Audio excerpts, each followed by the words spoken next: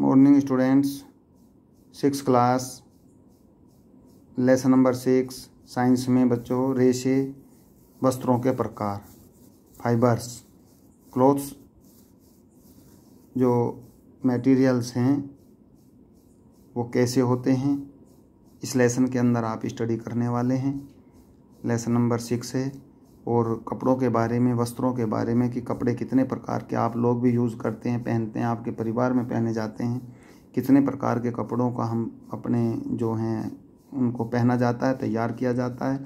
वे कौन से रेशे होते हैं, फाइबर्स होते हैं, धागे होते हैं जिनसे इस कपड़ों को बनाया जाता है। इन सब चीज़ों की जानकारी आपको इस लेसन के अंदर दी जाएगी। और इस लेसन में आप कुछ इम्पोर्टेंट पॉइंट्स, इंट्रोडक्शन,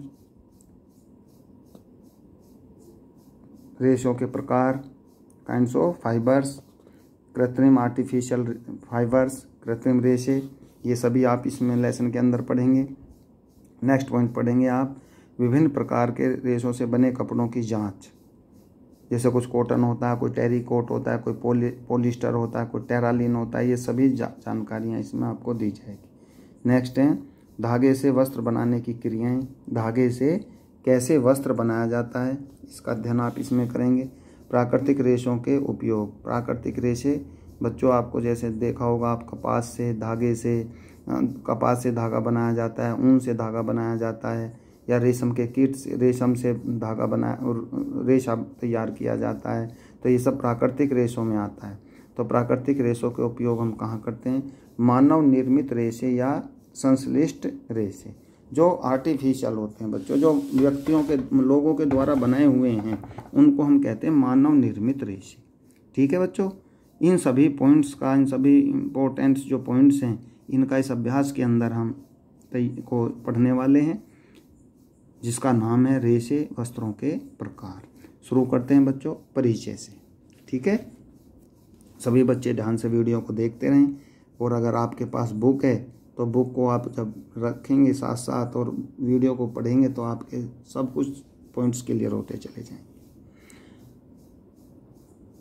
इंट्रोडक्शन में बच्चों, आदिकाल में मतलब बहुत पुराने समय की बात है, जब मनुष्य वस्त्र और उसकी आवश्यकता से पूर्णतः अनभिज्ञ था। कोई जानकारी नहीं थी कपड़ों के बारे में कि कपड़ा कैसे पहना जाता है, किस तरीके से पहना जाता है। ठंड लगने पर मनुष्य अपने शरीर को ढकने के लिए पत्तों, पेड़ की छाल और पशुओं की खाल का प्रयोग करते थे। जैसे जब ज़्यादा ठंड पड़ती थी तो या तो पेड़ पौधों की पत्तियों को बांधा जाता था, या पेड़ की जो छाल होती थी उनको बांधा जाता था, शरीर को ढका जाता था। और पशुओं की छाल के कपड़े भी, पशुओं की छाल को भी शरीर से लपेट करके रखा जाता, जिससे ठंड से बचा जा सके। हम अपने शरीर को मौसम, धूप, ठंड, गर्मी तथा वर्षा से बचाने के लिए वस्त्र पहनते हैं। वस्त्र हमें कीड़े मकोड़ों से भी बचाते हैं। ठीक है, किसी स्थान पर पहने जाने वाले वस्त्र उस स्थान की जलवायु पर आधारित होते हैं। भारत में विभिन्न क्षेत्रों में अलग अलग प्रकार के परंपरागत वस्त्र पहने जाते हैं। आप जानते हैं बच्चों, जो हिल स्टेशन पर रहते हैं या पहाड़ों पर रहते हैं, तो वहाँ पर क्योंकि ठंड ज़्यादा होती है, तो वहाँ पर पूरे वर्ष ठंडे गर्म कपड़ों का ही प्रयोग किया जाता है। तो अभी आपने पढ़ा है कि जलवायु के आधार पर या वातावरण के आधार पर हम कपड़े पहनते हैं। हम प्लेन्स में रहते हैं, मैदानी भाग में रहते हैं, तो वहाँ पर तीनों प्रकार के मौसम होते हैं। कभी ठंड होती है, कभी गर्मी होती है, कभी सर्दी होती है। तो हम मौसम चेंज होते ही कपड़े भी चेंज कर देते हैं, अर्थात मौसम के अनुसार हम अपने कपड़ों का प्रयोग करते हैं, अपनी जलवायु के अनुसार। ठीक है, धीरे धीरे समय के साथ ही मनुष्य ने कृषि और पशुपालन आरंभ किया, तो वह अपने शरीर को ढकने के लिए कपास और ऊन से बने वस्त्रों का प्रयोग करने लगा। कालांतर में सभ्यता के विकास के साथ ही रेशम और कुछ कृत्रिम रेशे प्रयोग में लाए जाने लगे। सभी जानते हैं कि जैसे जैसे डेवलपमेंट हुआ, विकास हुआ, लोगों को जानकारी हुई, तो कुछ आर्टिफिशियल फाइबर्स भी जो हैं अब हमारे देश में आ गए हैं। अर्थात जैसे हम पॉलिस्टर, टेरालिन, लाइलॉन, रेशम, ये सब जो पहनते हैं, ये सब आर्टिफिशियल होते हैं। और विभिन्न प्रकार के रेशे या विभिन्न प्रकार के जो फाइबर्स हैं, रेशे हैं, उनको तैयार करके अलग अलग किस्म के कपड़े बनाए जाते हैं, जिससे हम शरीर को ढकते हैं। उसमें कपड़े जो हैं बहुत ही आकर्षक होते हैं, बहुत सुंदर होते हैं। उनके बारे में हम आगे अब पढ़ने वाले हैं। रेशों के प्रकार। वस्त्रों के धागे दो प्रकार के होते हैं बच्चों। एक तो प्राकृतिक धागे होते हैं, संश्लेषित, जो कृत्रिम है, जो हमारे द्वारा निर्मित धागे हैं। एक प्राकृतिक धागे, अब प्राकृतिक में कौन से आते हैं और संश्लेषित में कौन से हैं। फर्स्ट नंबर है नेचुरल फाइबर्स या प्राकृतिक धागे। ये रेशे पशुओं की खालों, रेशम कीट के कोकून और पौधों के बीज, पत्ते और तने के रेशों से निर्मित किए जाते हैं, जैसे कपास, ऊन, सिल्क, रेशम के कीट से बच्चों रेशम प्राप्त होता है, सन और जूट विभिन्न प्रकार के प्राकृतिक रेशे हैं जो वस्त्र बनाने में प्रयोग किए जाते हैं। कपास आप सभी ने देखी है बच्चों, ऊन है, सिल्क रेशम है, सन किसान सन बोते हैं और उसका सन तैयार करते हैं, वो भी एक तरीके से कपड़े के लिए रेशे बनाने में प्राकृतिक रेशों की तो उसमें आता है। जूट विभिन्न प्रकार के, तो सभी प्राकृतिक रेशे हैं। प्राकृतिक धागे मुख्य रूप से निम्न प्रकार के होते हैं बच्चों। फर्स्ट नंबर है कपास, जूट, ऊन और सिल्क, जिसको हम रेशम बोलते हैं। ये हमारे सब नेचुरल फाइबर्स हैं, प्राकृतिक रेशे हैं। ये बहुत कॉस्टली पड़ते हैं, बड़े महंगे होते हैं, इसलिए जो है सभी लोगों को कपड़ा इत्यादि का प्रबंध हो सके तो हमारे वैज्ञानिकों ने विभिन्न प्रकार के और भी जो आर्टिफिशियल फाइबर्स हैं, रेशे हैं कृत्रिम, उनको तैयार किया, जिससे पॉलिस्टर, टेरालिन, लाइलॉन इत्यादि का निर्माण हुआ और ये कपड़े जो मार्केट में आए और लोगों ने इनको, ये कपड़े बहुत आकर्षक और सुंदर होते हैं, तब इनको पहना जाता है। फर्स्ट नंबर बच्चों कपास हमें कपास के पौधे से मिलता है, किसान से जुड़े हुए सभी बच्चे जानते हैं। कपास का फल पककर फट जाता है, जो उसके बीजों के ऊपर कपास लिपटी मिलती है, उन बीजों को हम बिनोले कहते हैं। ठीक है बच्चों, बिनोले भी काम आते हैं हमारे। कपास को बिनोलों से अलग करके उसकी कताई करके धागा बुनते हैं, जिससे कपड़ा बुना जाता है। यह धागा तकली, चरखे और कारखानों में मशीनों द्वारा काता जाता है। मशीनों द्वारा ही काता जाता है बच्चों। तकली का, चरखे का ये पहले प्रचलन था, किंतु आजकल बड़े बड़े कारखाने और बड़ी बड़ी मशीनों के द्वारा इस धागे का संश्लेषण किया जाता है, बनाया जाता है।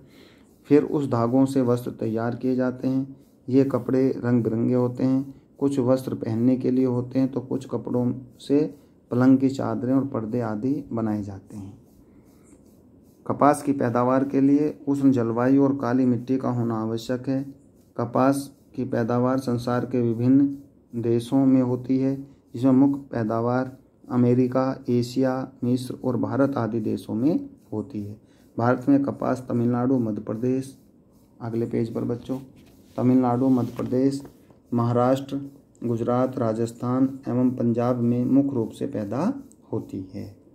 ठीक है बच्चों। कपास के खेतों को देखने पर ऐसा लगता है मानो बर्फ से ढका खेत है। कपास को बिलोनों से अलग करने की क्रिया को ओटन क्रिया कहते हैं। ठीक है बच्चों, ये घरों में भी ओटने की क्रिया की जाती थी, किंतु अब क्योंकि बड़ी बड़ी मशीनें आ गई हैं तो अब सभी प्रक्रियाएं कारखानों के अंदर पूरी होती हैं। ओटन क्रिया कहते हैं। यह क्रिया आजकल मशीनों द्वारा की जाती है। सेकंड नंबर है बच्चों जूट। ये तो कपास के ये हो गया जहाँ से हमें प्राकृतिक रेशा प्राप्त होता है। एक है बच्चों जूट। संसार में कपास के पश्चात जूट की पैदावार बड़े पैमाने पर की जाती है। इसकी खेती वर्षा ऋतु में की जाती है। पटसन का पौधा लगभग 8-10 फीट लंबा होता है। पटसन, जिसको गांव में बच्चों सन भी कहा जाता है, तो इस पौधा लगभग 8 से 10 फीट लंबा होता है। इसके फूलों का रंग पीला होता है। मुख्यतः इसकी फसल डेल्टा के किनारों पर, अर्थात जहाँ पर नमी ज़्यादा हो, जैसे गंगा और ब्रह्मपुत्र आदि नदियों के किनारों पर होती है। जूट की फसल को पुष्पन अवस्था में काटते हैं।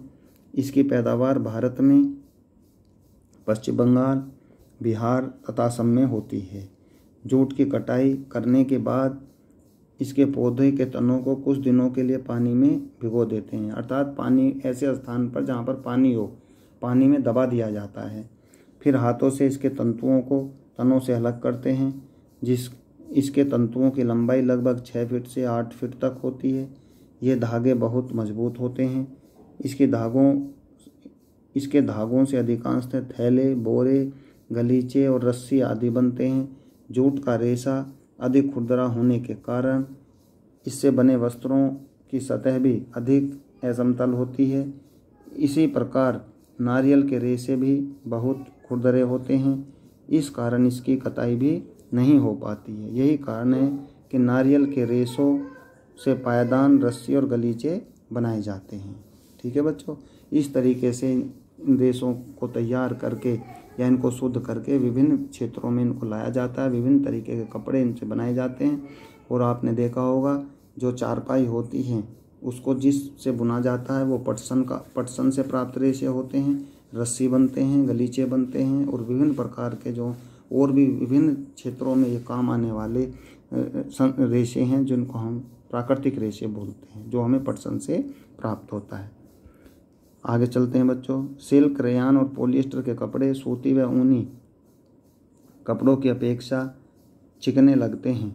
जो सिल्क और रेयान और पॉलिएस्टर के कपड़े होते हैं वो बहुत चिकने और सुंदर होते हैं, आकर्षक होते हैं। सूती एवं ऊनी धागे प्राकृतिक होते हैं, उनमें अनेक घुमाव होते हैं और इनकी सतह असमतल होती है। इसकी अपेक्षा रेशम, रेयान और पॉलिएस्टर में घुमाव बहुत कम होता है और इनकी सतह भी समतल होती है, जिसके कारण ये बहुत चिकने और मुलायम होते हैं। चाहे वो रेशम का हो, रेयान का हो, पॉलिएस्टर का हो। तो ये बच्चों बहुत ही चमकदार और चमकीले रेशे होते हैं। इनसे बनाया हुआ जो कपड़ा है वो भी बहुत ही आकर्षक होता है। तीसरा नंबर है बच्चों ऊन। ऊन अधिकांशतः भेड़, ऊंट, अंगोरा बकरी तथा मेरिना भेड़ से मिलती है। जो भेड़ बकरियां होती हैं या ऊंट हैं, उन जैसे जीवों से ऊन प्राप्त होते हैं। उनके जो ऊपर की जो स्किन के ऊपर जो बाल होते हैं उसको उतार लिया जाता है, उससे ऊन बनाई जाती है। भेड़ की ऊन वर्ष में एक बार उतारी जाती है। भेड़ों से ऊन बसंत ऋतु या गर्मी में उतारी जाती है। जहाँ की जलवायु गर्म होती है वहाँ वर्ष में 2 बार भेड़ के शरीर से ऊन काटी जाती है। ठीक है बच्चों, ऊन का प्रयोग कंबल, स्वेटर, मफलर, शाल, कोट अर्थात जो जितने भी गर्म कपड़े बनते हैं, पैंट आदि बनाने में होता है। कपास की भांति ऊन की भी कताई की जाती है। ऊनी धागे बहुत टिकाऊ होते हैं, कई साल चलते हैं बच्चों, आप जानते हैं सभी। ऊन को कताई के द्वारा धागों का रूप दिया जाता है। आजकल बड़ी बड़ी कताई मिलों में बड़ी मात्रा में धागा तैयार किया जाता है। ठीक है बच्चों, आप देख रहे हैं ये सब भेड़ के बाल हैं या ये इसके ऊँट के लंबे बाल हैं या ऊन है, ये इन सभी चीज़ों से ऊन बनाई जाती है।